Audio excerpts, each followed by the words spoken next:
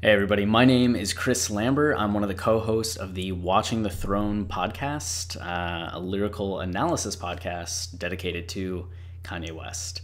And this is our YouTube channel where we go over Kanye West news. And today we're going to be talking about the performance art angle of everything that's been going on to Kanye, with Kanye. There's a theory going around right now that all the things that Kanye has been saying and doing, not since he came back to Twitter, but since the start of the Candace Owens stuff, has been part of a performance art piece that Kanye's doing. And there's some signs of that at least have given rise to a couple different theories, which could be nothing. It could just be that this is Kanye doing Kanye things. And but how very Kanye to try doing a performance art piece in the vein of an Andy Kaufman or a David Bowie. So I wouldn't put it past him either, especially with how his foundation with art. So first, just want to mention the Yeezus book up for pre-order. The most comprehensive book about Yeezus that exists, though I don't think any others exist. But this is a full narrative, thematic, and sonic deconstruction of the album with a lot of art and insights. It's definitely something that's going to be a collector item, isn't the right term for it, but it's something special for Kanye fans that's going to change how they look at this album. So that's available for pre-order. There'll be a link in the comments section or in the info, whatever. But let's get into this. So Alex M. Johnson first proposed this theory 9 days ago. That's what it says. But it gets into the fact that David Bowie, before his album Station to Station, got very much into a character that was the summation of a lot of his fears. And he portrayed that character on the album, and it was something that he fucked around with for a little bit of time and then got over it. And we know that on Kanye's albums, he tends to take a hyperbolic view of himself. So while College Dropout and Late Registration were very much using Kanye's life as a foundation and being honest from his perspective of things, like Hey Mama is clearly him, right? But once you get into Graduation, it starts to get hyperbolic. Like Barry Bonds isn't him, it's a hyperbolic version of him. Can't Tell Me Nothing is him, but a hyperbolic version of him. The only song on there that's really like the most honest look is Big Brother. And the same thing just continues to happen as he gets more into characters. On 808 and Heartbreak, it's a hyperbolic version of Kanye. On My Beautiful Dark Twisted Fantasy, a hyperbolic version of Kanye, where it's this fantasy version of himself that's dialed up to 11. Every emotion is dialed up to 11 after we fall into the fantasy in All of the Lights. And then you actually have the Yeezus character and the Pablo characters on the next two albums. So this idea of having a character is strange to music, right? I don't think it's something that we often think of musical artists as doing, even though others have done it. But it's not something we associate with most mainstream music today. It's something we understand with movies. It's something we understand with books, but maybe not so much what we expect from music. So the idea that Kanye works with characters, would be aware of what Bowie has done, you can definitely see how that angle could be coming into play. I mean, but then we also know Kanye has a history of just being an outlandish speaker and not saying things as well as he might have intended them to come out. which is something I think we all relate to when we're just kind of speaking from the heart in a very public room. I mean, I do it every time I film one of these videos. It's just off the cuff, and I hope I say good things, and I hope that the things I'm feeling come out, but you never know. So I could see the argument that this is just Kanye being Kanye, and Kanye's talking about things he's not fully informed of, and that's why we're having the issues that we're currently having when it comes to people being very upset with Kanye. But at the same time, we know that Kanye is smart. We know that he has a history with art where when he was growing up and his parents were divorced, he had his mom, who was a English literature professor and chair of the English department at Chicago State University. So you have her raising Kanye with that narrative kind of mind. And, you know, my mom was a biology professor, and I'm not a science-oriented person at all. I mean, you can see my bookshelf, and it keeps going over that way with just a shit ton of books. I'm very literary, but I know way more about biology and animal behavior than I should, because that's what my mom was a professor of. So I think Kanye, the fact that he would have had kind of that same osmosis going on with the knowledge that his mom had, just kind of coming into his world, especially with him being an artist and her being so involved with his artistic journey. And then when he would go hang out with his dad in DC, DC's full of art museums, and the thing that he and his dad used to do the most, their favorite thing, was going to art museums. And one of the byproducts of museums is that every piece has that little plaque, right, that explains more of the thought process behind it, the nuance behind it, that this artist was using the blues in order to convey this, that this was a reflection on these times. And it's all of the symbolism and artistic intent and nuance. It's not just a painting of Rome or something. There's something more going on. So I think when you look at Kanye's foundation and relationship with art from a very young age, and then look at the work that he's done as a professional and how he's developed as a narrative artist, from The College Dropout to The Life of Pablo, where his albums are getting more narratively dense and narratively nuanced, and thematically dense and thematically nuanced, that you can see that artistic vision coming to bear. And it's there in his music videos, it's there in his fashion, it's there when he goes to talk with George Condo and George Condo's praising Kanye's artistic knowledge. It's there when Vincent Desiderio, who did the Sleep painting that the famous music video is based off of, when he goes to meet Kanye and says that it felt like he was talking to a peer, a fine artist peer, rather than Kanye West, a musician.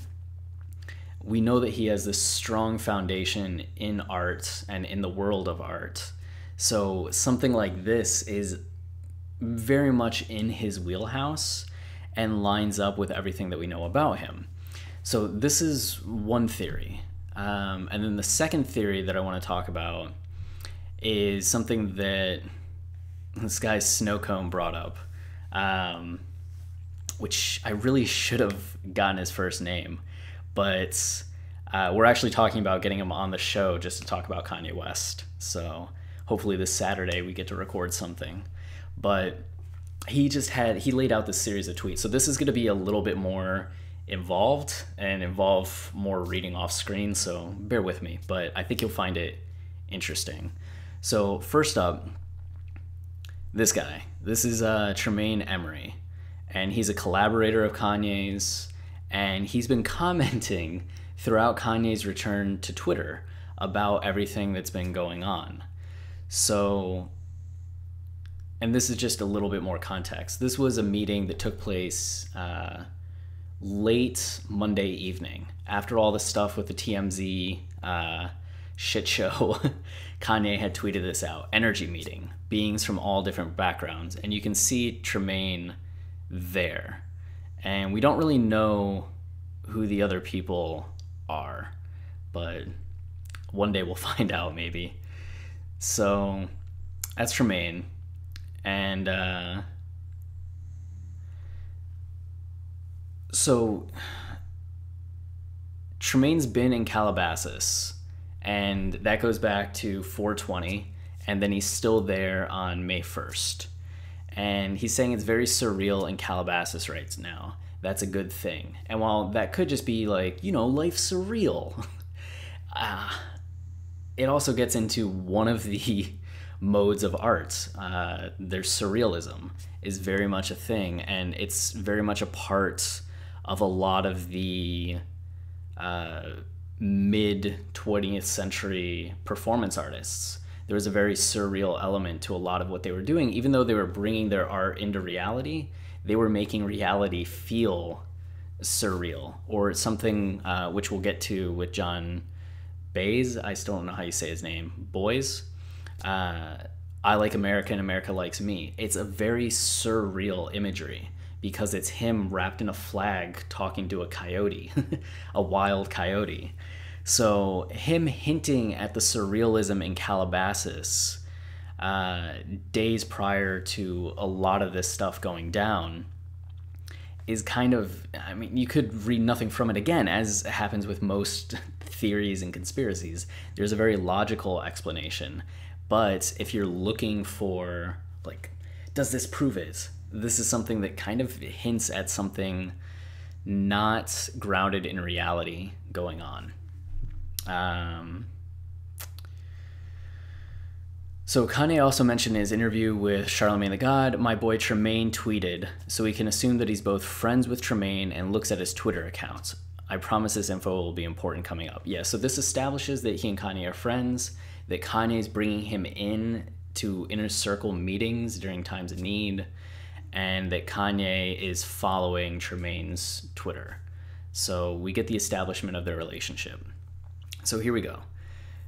Back on 422, when things were calm in the world, Kanye had tweeted this photo, David Hammons. And this is a book about a lot of Hammons' work, his kind of art installations that were very modernist, postmodernist, surreal in execution. Like, you look at that and you're just like, what is going on? This is one of David Hammons' pieces, Higher Goals. And just having that thing exist in the area that it existed in is surreal, right? Like, that's not part of the normal landscape. That's not part of what people expect to see. And this is something that Hammons brought into the world to make it, to shatter the standard reality and to make people look at things differently than what they had been. So that's something with Hammons. Then you have Joseph Beuys, I don't know how to say German names, who Kanye tweeted that same day. So you can see that the one was at 12:34 p.m. and then the next was at 2:27 p.m.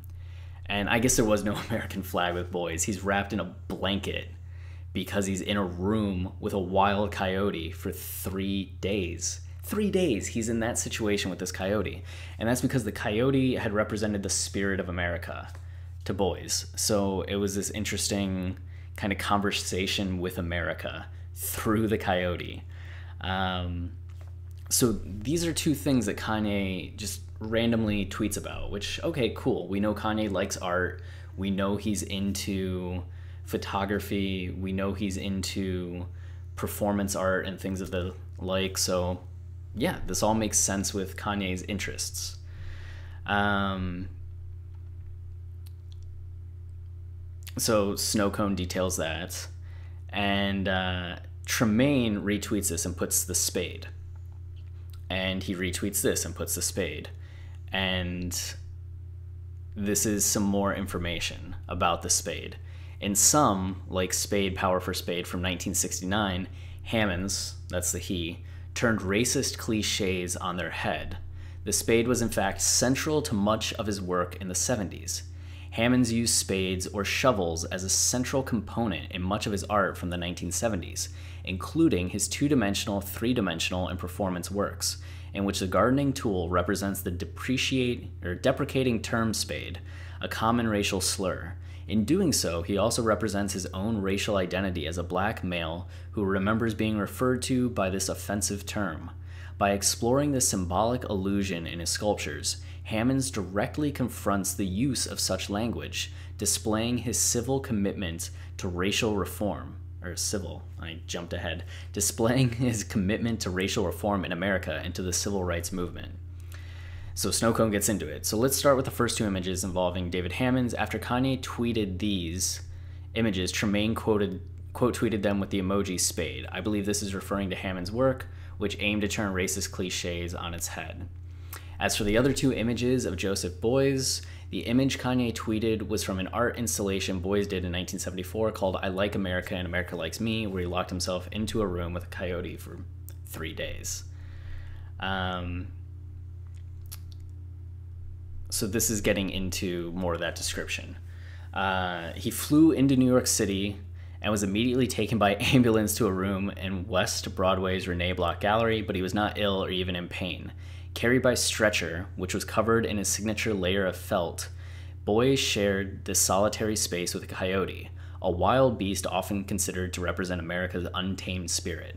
For 3 days, it was a performance entitled I Like America and America Likes Me, taught with caution. The animal at first was erratic and tore apart a blanket in the room, but one that was ultimately a success. The coyote grew tolerant, accepting, simply through Beuys' desire to heal. It's a potent, profound image, and one that today is as prescient as ever. The United States of America in a troublesome situation as a declining global power, having to now deal with the failings of modernity and late capitalism.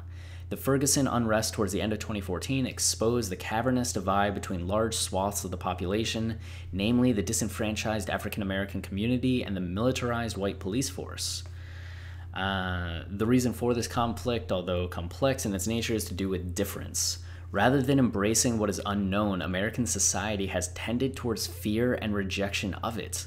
But this is exactly what Beuys, a man who grew up in the surroundings of the Hitler Youth, the Berlin Wall, the Luftwaffe, I don't think I said that right, but the Luftwaffe in World War II, was battling against. For him, art had the power to transform society. Art alone makes life possible, he once declared, taking a step on from the pure conceptualism of Marcel Duchamp. Every man is an artist. And then getting into some quotes. Why I Like America and America Likes Me, Beuys wanted to begin a national dialogue. While its patriotic title recalls the popular myth of the United States as a melting pot, where people of all backgrounds can coexist harmoniously, Beuys saw in 1970s America a nation divided over its involvement in the Vietnam War, and particularly a country whose white population oppressed indigenous, immigrant, and minority populations. And in some Native American lores and beliefs, the powerful coyote represents both the possibility of transformation and the archetypal trickster. In certain creation myths, the coyote takes on a Promethean role, teaching humans how to survive. You could say that a reckoning has to be made with the coyote, and only then can this trauma be lifted, he said of his performance. For those 3 days, he attempted to make eye contact with the coyote while regularly performing symbolic gestures, such as tossing his leather gloves to it or gesticulating wildly at it with his hands and walking stick. Occasionally, he would assume the guise of a shepherd, cloaked in his felt with a hooked walking stick protruding from it. So, I mean, if you're looking for a modernization of that or how Kanye could be adopting that, you could view it as Kanye having been on the left of the political spectrum for so long, or at least progressive in his thinking, and understanding that there's this current divide between progressives and conservatives, the left and the right, is essentially courting the right the way that the coyote, or the way that Beuys courted the coyote, into trying to find some sort of middle ground where they started off so antagonistic, but through the mere presence and interaction with each other, were able to come to a less contentious dynamic between them. And that's 3 days. Like, what happens if Beuys stays in that room and is the one feeding the coyote, helping the coyote? I mean, do he and the coyote become boys? Do they start, like, hanging out like a guy and a dog do? It could happen. People train bears. They train alligators. Like, it's crazy the human-animal friendships that occur. So if you're looking for that kind of connection to what Kanye's been doing, that seems like it would be the most immediate, is that Kanye, seeing this divide, is reaching out to the other side and trying to build bridges with people and put himself in that position to build bridges. And it's worked a little bit. We've seen how the conservative media machine has suddenly gravitated towards Kanye and become very pro-Kanye.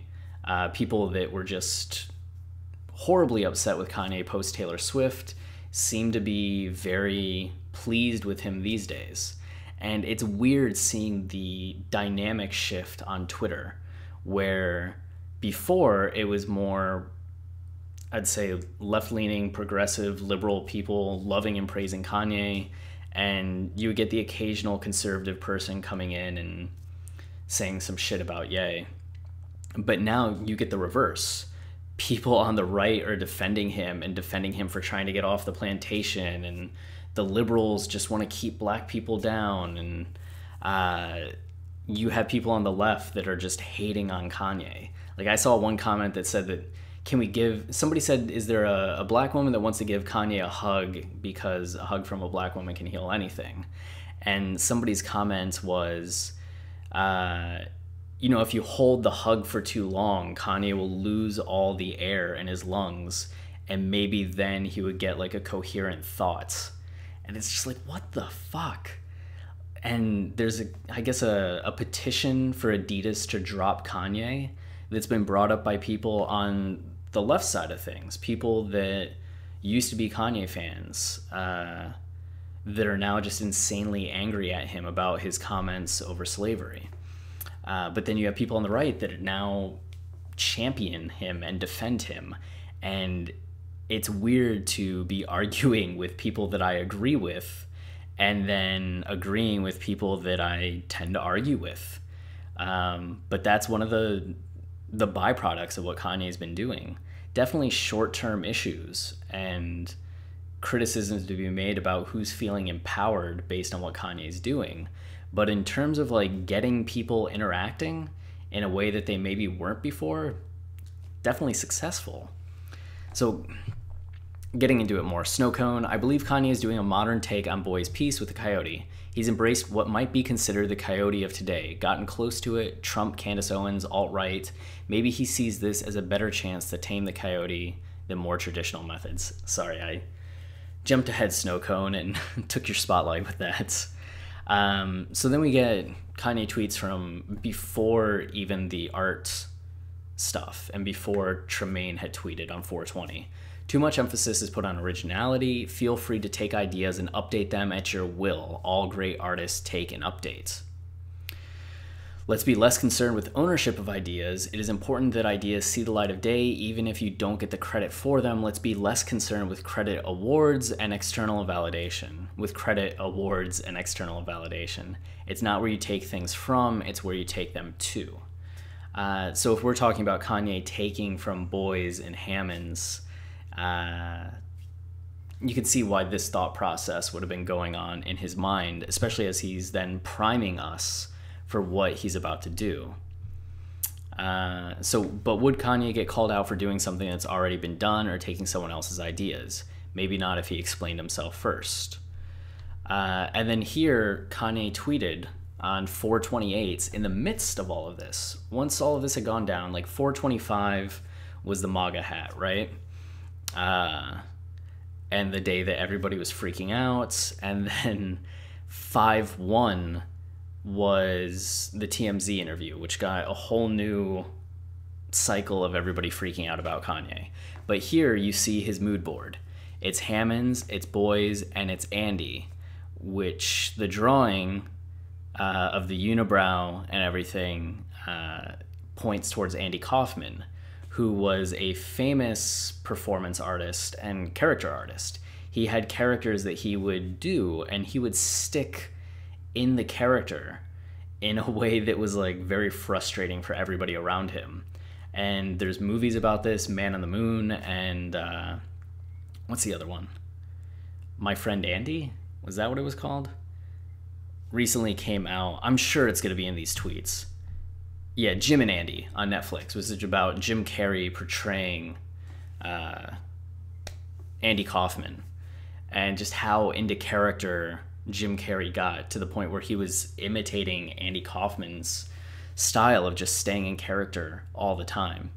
So you have Kanye referring to very surreal postmodern like performance artists, and then Andy Kaufman, who was a in-the-world performance artist that drew media attention and would go on TV shows and talk shows in character and stir up trouble. That was his mood board.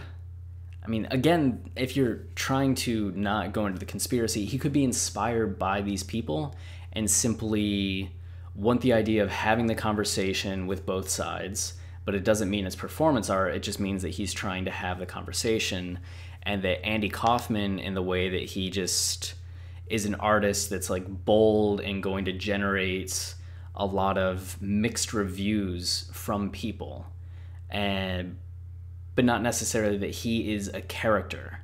So I think that that's the debate. There's no doubt that he is saying these things and doing these things, right? But it's just, is it in character, or is it Kanye who's just taking inspiration from the attitudes of these artists that he admired? Or is he using them as the foundation for a character and just hinting all along while going about it? So Snowcone gets into it. To me, these are two clues that are most important. The first one is this tweet from Kanye. The picture posted 6 days after the others, again, shows everybody. Anyone that's even a little familiar with Andy Kaufman knows that he was a performance artist who put himself in uncomfortable situations in wide view of the public eye, and rarely, if ever, broke character. So why is this important? It shows that Beuys and Hammons are still on Kanye's mind. Kanye refers to it as his mood board. Maybe most importantly, he had to purposefully add Andy Kaufman into the picture, but in a somewhat subtle way. Maybe having a picture or book on Andy would be too obvious. A rough drawing with only his first name is obviously more subtle. So in this picture, you have a performance artist who tamed a wild creature by showing it love and compassion, an artist who took a racist symbol and flipped it to give it new meaning, and a performance artist who wrestled women and generally acted insane in the public eye and rarely broke character. So if all that's not interesting enough, you have Tremaine's response to the mood board tweet. Tremaine quote tweeted it with the caption, "The Prestige," and had the spade, had the cowboy hat, had man juggling, and the wrestler. And he had it with the quote, "The Prestige." So maybe I'm reaching here, but I think that the spade represents the MAGA hat, a symbol of perceived racism. The juggler could represent Kanye pulling a trick, or maybe juggling a lot of things. The cowboy hat represents taming the coyote, and the wrestlers represents Kaufman. And then Snowcone was nice enough to include what the Prestige is. Excuse me. Going with the theory that juggling represents pulling a trick. Every great magic trick consists of 3 parts or acts. The first part is called the pledge. The magician shows you something ordinary, a deck of cards, a bird, or a man. He shows you this object. Perhaps he asks you to inspect it to see if it is indeed real, unaltered, normal. But of course, it probably isn't. The second act is called the turn. The magician takes the ordinary something and makes it do something extraordinary. Now you're looking for the secret, but you won't find it because of course you're not really looking. You don't really want to know. You want to be fooled, but you wouldn't clap yet because making something disappear isn't enough. You have to bring it back. That's why every magic trick has a third act, the hardest part, the part we call the prestige. So another quick note in the Prestige, this is something Tremaine has tweeted a few times. He tweeted it 45 minutes after the infamous picture of Kanye in the MAGA hat. In the movie, I don't know if it's true or not, the Prestige is the reveal to the illusion. You take an ordinary thing, Kanye's usual stance, make it something extraordinary, supporting Trump, and then the Prestige turns it back into something ordinary. Is the album his Prestige?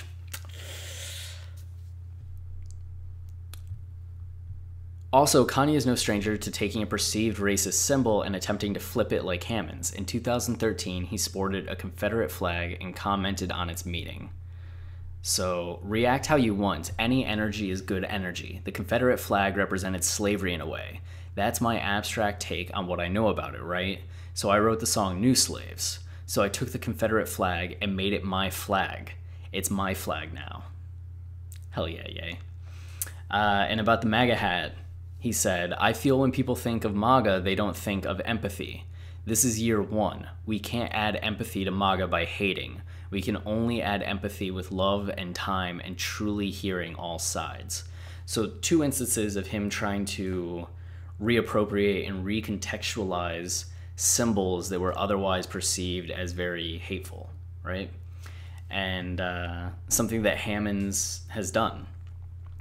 So my theory is this. Kanye, most likely with help from Tremaine and or others, is in the middle of a performance art piece.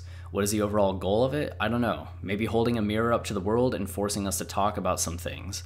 Maybe the album will explain. Or I could be completely wrong and looking way too much into this, but I don't think I am. It is such a stretch to think one of the greatest artists of our time, who has had a hand in music, shoes, real estate, fashion, would try his hand in performance art. Oh, is it such a stretch to think one of the greatest artists of our time would try his hand at performance art?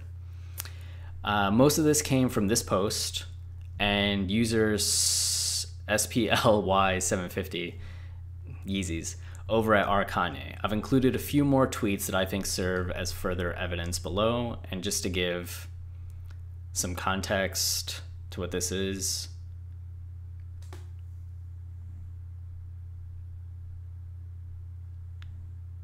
So you can see that this user here talked about a lot of that. And I had seen the original, the Kanye thread. Really? Oh, here. The Kanye thread. And had tweeted an image of it and the theory a few days back, but not as well done as Snowcone did it with all of the available images.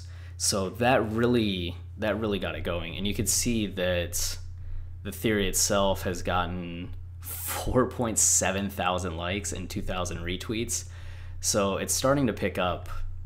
And he added a little bit to it.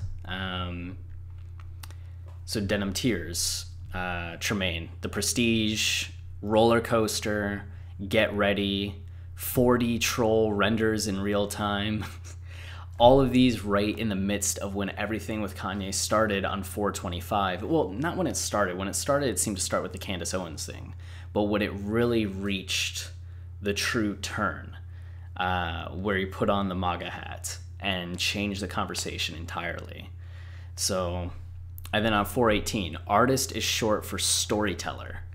So is Kanye taking us on a story and telling us something, and we're just along for the ride in this performance piece? And Kanye had tweeted out, to be great is to be misunderstood. Some people have to work within the existing consciousness, while some people can shift the consciousness. All of this leading up to everything that we've seen. And that was 415. He came back on Twitter on 413. And I think it was 420 or 422 that the Candace Owens tweet happened. It was the next week. That doesn't seem right. I think it was a little earlier, maybe the 15th, 16th. One more thing, this isn't something we've never seen before. A lot of people thought Joaquin Phoenix had lost his mind when he quit acting and started rapping. Remember the Letterman interview? Turns out it was all performance art for I'm Still Here. Yeah, and that was like a year and a half or 2 years that people thought Joaquin Phoenix had legitimately like become a crazy person. He had the huge beard. The Letterman interview happened around the same time as Kanye's VMAs, because I remember being amazed that both things had happened. That we had the one violation of the political correct way of doing things with the Kanye's VMA interruption, and then we had the other violation of political correctness with Joaquin Phoenix's Letterman interview, which went so horrible and was so amazing to watch. Ooh. So that's a great point by Snowcone. And then I get in there. Kanye calmly tweeted out, "Controversy is my gym." He said that. He said to get at truth, that he works for truth, or something about truth, and then the controversy is his gym. And he'll spend days in the gym to get a six-pack of truth. So it seems like we're currently in the gym with Kanye. I think somebody else had chimed in, Robert Book. I think the spade signifies Hammons, the hat Beuys, the wrestling Andy, and Kanye as the magician. And then, whatchamacallit, Snowcone had added another thing about let's play Twister, let's play Risk, yeah, yeah, yeah. And those are, whatchamacallit, lyrics to the song Man on the Moon by, who's the group? I'm blanking so hard on what the group's called. REM. Sorry, thanks for bearing with me. REM's Man on the Moon. So you can see the direct lines here. Let's play Twister, let's play Risk, yeah. Let's play Twister, let's play Risk. And Andy Kaufman in the wrestling match. And the whole song is a tribute to Andy Kaufman, an entertainer who was made famous by his appearances. So multiple references by Tremaine to Andy Kaufman, a reference by Kanye to Andy Kaufman. Then to me, one of the things that stands out the most is the fact that Kanye has Charlamagne Tha God out to Calabasas to do this interview before he returns to Twitter, right? Like, we know that Charlamagne goes out there. Charlamagne starts to talk that like he heard some new music, and then it's just a couple days later that Kanye's back on Twitter. And Charlamagne says that he is looking forward to people hearing what Kanye has to say, because Kanye has some like good shit to say. And we keep hearing about this interview, but we don't know when it's going to drop. We don't know when it's going to drop. And all this uproar happens, and people are calling out Kanye specifically because of the seeming shift to the right in his endorsement of Candace Owens, and retweeting some speakers that are known as conservative. Pundits isn't necessarily the right word, but conservative, like, social media figures. So people start to worry about that, and then when he puts on the Make America Great Again hat, people are just freaking out, especially when they hear I love Trump that he said to Ebro. So there's all this craziness, but Charlamagne Tha God is still saying, like, wait till you hear the interview with Kanye. Like, wait till you hear the music, just wait. And we finally got the interview on the 1st, Monday. And it's awesome, an hour and 45 minutes of Kanye talking, and he's thoughtful, he's intelligent, he's relaxed, he's funny. He's just the Kanye that I think his fans really know and like and appreciate.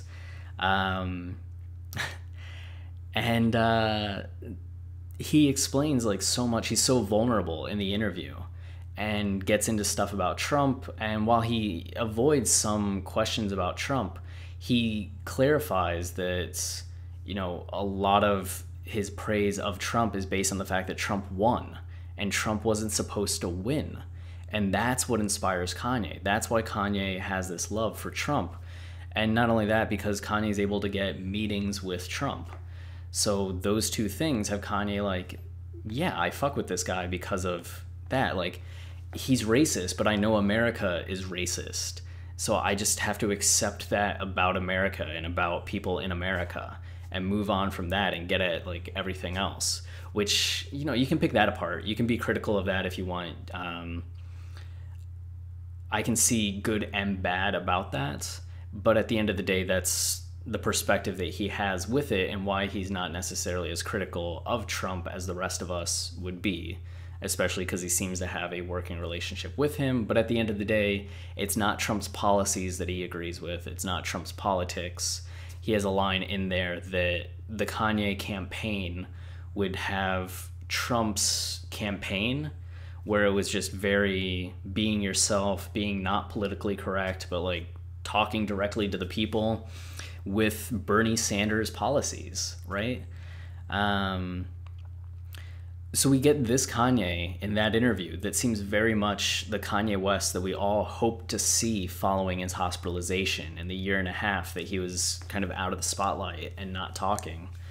And a few hours after that interview comes out, he goes to TMZ and like just yells and is like saying half thoughts and making statements that don't make him look good. And the fact that he's yelling out that he got lipo and got addicted to opioids and isn't taking his meds and sometimes takes more meds, or sometimes will take some meds but not all the meds, and pissed off Van Lathan of TMZ and went up to hug him but was yelling about other things. And he had some good points in there, but he also had moments where you're just like the Scientology, where he's trying to get into a conversation about, do people just demonize Scientology because it doesn't have enough money, or people think it's a lesser religion? And it's like, no.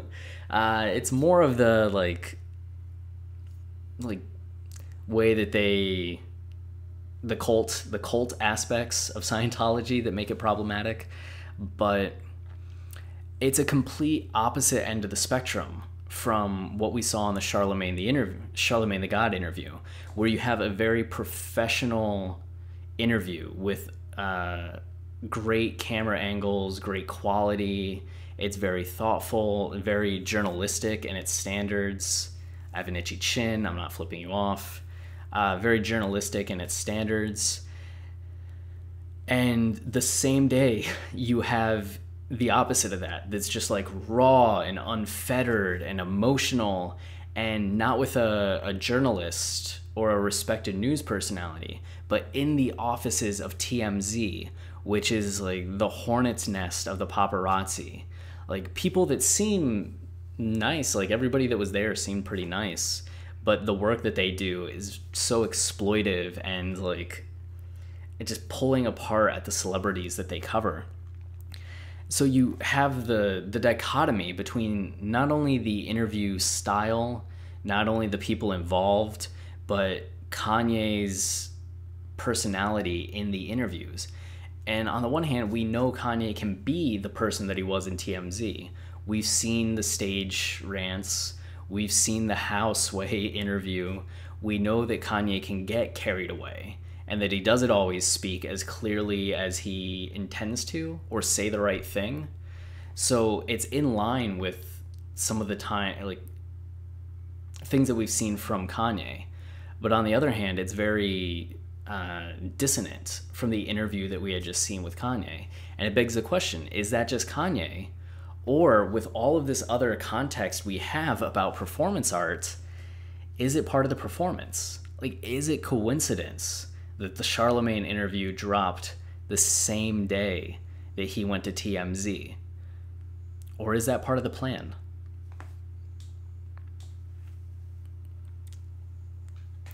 I don't know. I don't think we'll have an answer until we get the album. And, you know, maybe the album explains things and is the prestige. And we're just like, oh, fuck. Like, Kanye did that. Which, you know, even then, I don't know. There's still going to be people that look at that as indulgent. There's going to be people that think whatever larger point he was trying to make, he hurts people in making it. And sure, he's not the ignorant person they thought he was. He's not the monster they thought he was, but still, he's not the person that they thought he was at the end of the day. But then others will find it brilliant, you know, and it's going to be interesting to see that conversation, have those conversations with people, and see what the legacy of it is. Is it something that gets remembered? Is it something that gets forgotten? Or is this video going to look foolish when it's just Kanye being Kanye? And here we are doing 45-minute videos detailing a theory that might not even be true. We'll see. That's the Kanye roller coaster. So if you want to follow Snowcone, you can and you should. It's Snowcone 965. Dude's on the radio in Kansas City and is a Kanye fan.